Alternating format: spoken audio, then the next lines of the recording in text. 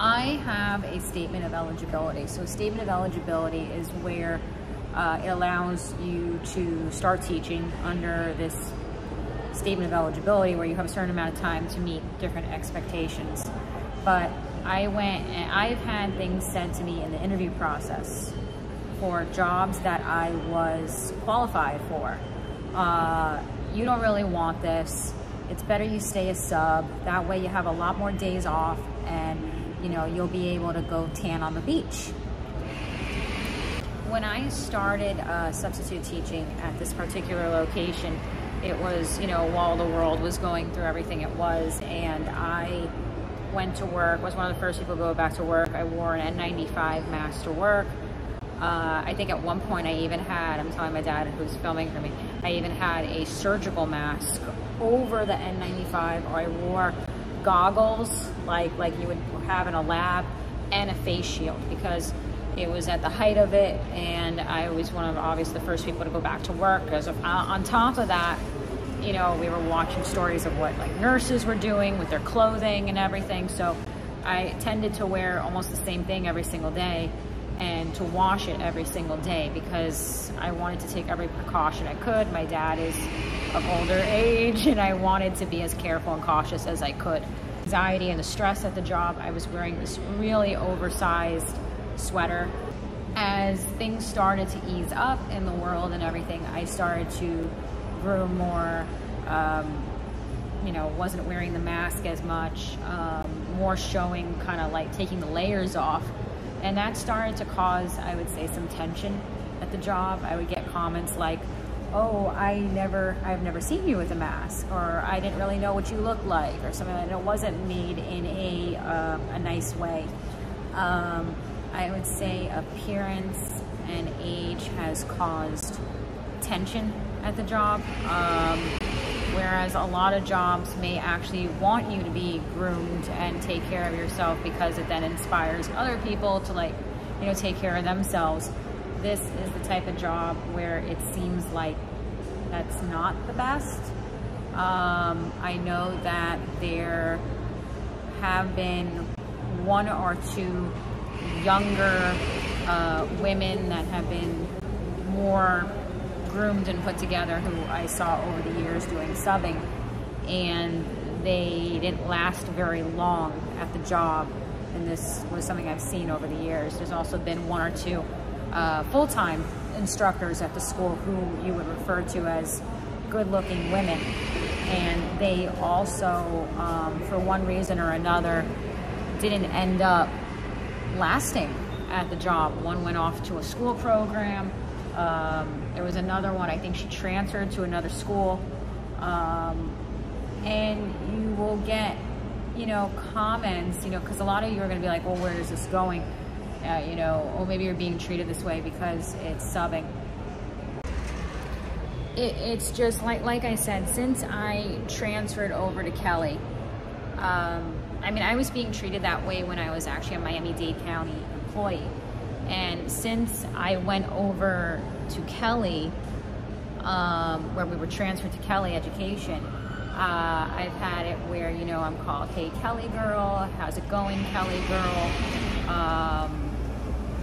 People kind of make an effort to turn their back on you or not let you in different doors, make it difficult to get a key to access a door, when none of this was an issue before. I had a faculty member, because I still really try to make the effort to go out of my way. And we were both in the morning very early at the grocery store, and we were both in the bathroom, and she came in, and I tried to make really a lot of extra effort and say hello to her in the morning. I go, hi there, good morning. She ignores me, and she saw that I was making effort to say good morning, and she goes, oh, I thought you were a Publix worker. It's like, number one, let's start with the most obvious. In the event I was a Publix worker, and I say good morning to you, why can't you say good morning to me back? You think you're better than a Publix employee, and you can't, someone says good morning to you and you can't say good morning back? But she knew who I was, because this is someone that has seen me at the job for 3-4 years, knows me. So that's one example. One of the main dynamics that has changed, which is something I can't go along with for my own health, is that we were always told just come in and then we were scheduled. So that's my dad. Say hello. Say hello. Hello. So I cannot wake up early in the morning and play the refresh game on the computer to see if I'm working. That's not going to work for me. The stress is not acceptable with that. I have to be scheduled ahead of time. The Kelly Education site has on their site that if you're not working at least 4 days per month, which obviously I would want to be because that means I'm not obviously making any income, and you have to work either 2 Mondays, 2 Fridays, or a combination of a Monday and a Friday, they will essentially deactivate you and you will have to reapply. So that's the way they treat you. And it's like, for that matter, I could call them up and explain to them I'm having difficulty because, you know, I have to have time to tan on the beach, Kelly. I have to have time to tan on the beach. That's what they're telling me. And I ended up hearing that same person who interviewed me and said that line to me, saying that same line about young girls who were students who appeared to be not really skipping class, but kind of like dawdling and not wanting to go to class. And then they ended up saying the same line to another faculty member. You know, those girls, what do? They just think they're tanning on the beach. So you can see the correlation of what was said to me. And this is coming from a direct faculty member who used to be at the school, who was in a hiring position.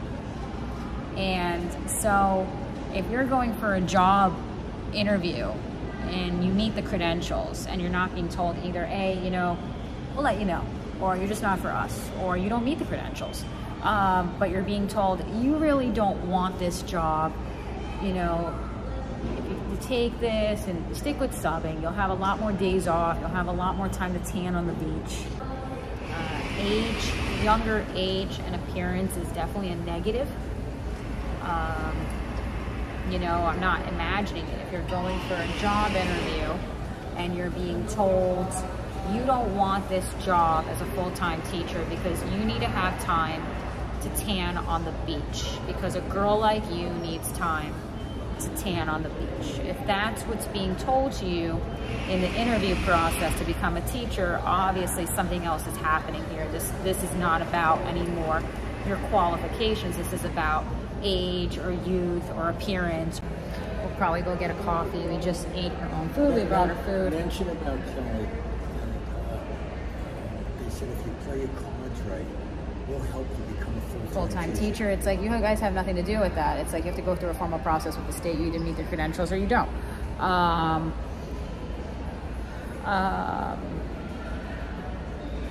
You know, there was other examples of where I could try to get a full-time teaching job. I could save that for another story where they just, you know, broke off communication. That was basically the gist of that. We're at the mall and I'm just trying to clear my head. And what I realize is for a very long time, I have not wanted to speak about these things that have been happening to me in relation to my real life, and I think a lot of people are able to relate to it and then share their advice. But so we're gonna go get a coffee now, but we'll continue. But don't forget to get that coupon for Burger King. Oh yeah, Kelly likes to tell their employees about different coupons you could get for Slurpees, so that's always important. I had work today. This is the Dade. I got gummy bears to celebrate that I got through the workday.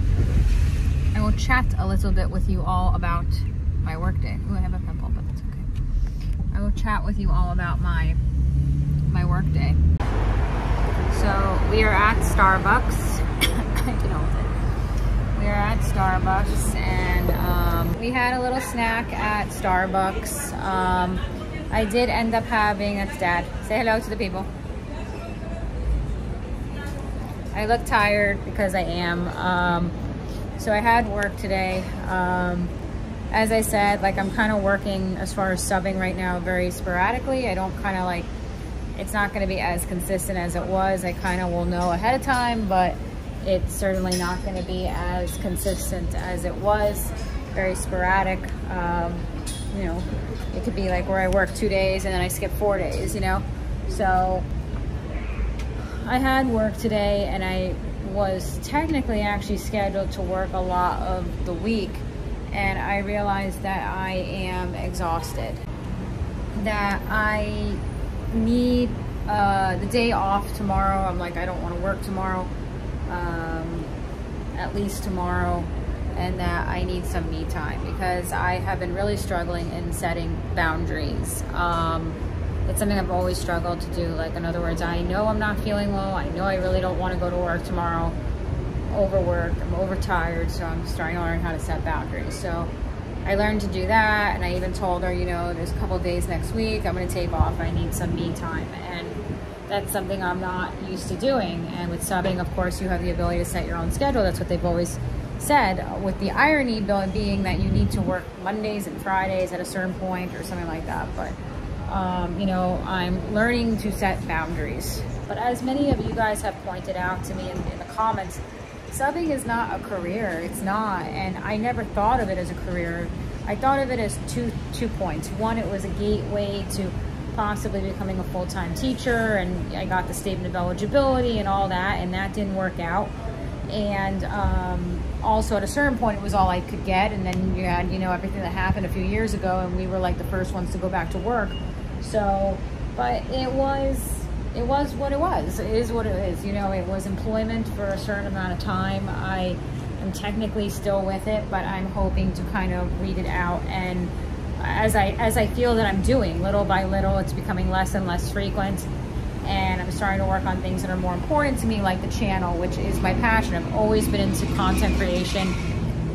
As I mentioned to some of you, depending on how many videos you've watched, I worked in the entertainment industry my entire life. I worked in professional theater. I worked on movie sets as like a featured extra. I did production work with TV stations. So I've had a long career in the entertainment industry, and I always loved the idea of working in the entertainment industry. And to do YouTube or self-content creation where you work on your own terms and still, in a sense, working in a creative field, but having a lot of your own oomph as to what you put into it. So I feel like the universe is helping guide me, and the dots will help guide me as to where I'm supposed to be.